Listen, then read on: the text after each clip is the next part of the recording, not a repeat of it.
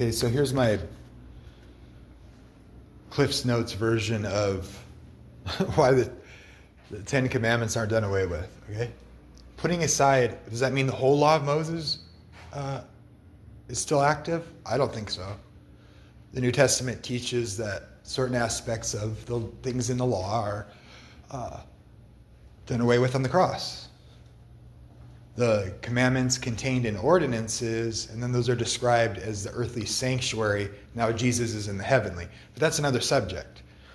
The reason in church history why everyone taught that the Decalogue, the Ten Commandments, are still taught is because of the Sermon on the Mount, which is a fulfillment of what the Messiah would do from Isaiah 42:21. He would magnify the law and make it honorable. That's seen as fulfilled in Jesus by the Sermon on the Mount. And in the Sermon on the Mount, he interprets and he goes specifically in to the Ten Commandments. And he always mentions the Ten Commandments in his teachings when he's teaching.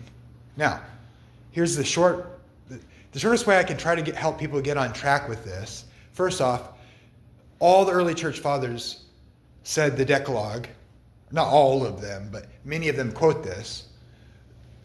But you see it in the Protestants, you see it in the Catholics and the Orthodox, in their catechisms, in all the statements of faith, okay? And they all quote from Matthew 5-7. And here's the point. Why would he do away with the Ten Commandments? It's a new ministry, okay? The commandments are good. What's bad is not keeping them. And the power of the Holy Spirit is to walk in God's way, which is the fulfillment of what God would do. He'd make his people obey him through the Spirit, through seeing who God really is, through mercy and grace and forgiveness. Not so we don't keep them anymore, but so that we can and do, because they're good. Now, here's a short argument to help people get on track, in my opinion, okay? This is what I'm dedicated to. I can't unsee this, okay? Jesus taught the Ten Commandments in the Sermon on the Mount. Jesus gives the Great Commission. Go into the world, baptizing them in the name of the Father, Son, and the Holy Spirit, teaching them to observe all the things that I taught you. Jesus taught the Ten Commandments in the Sermon on the Mount.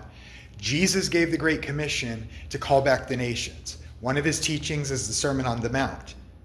Okay? There's no getting around this. And they're good. It's a good thing. Tell that to the Mayans when they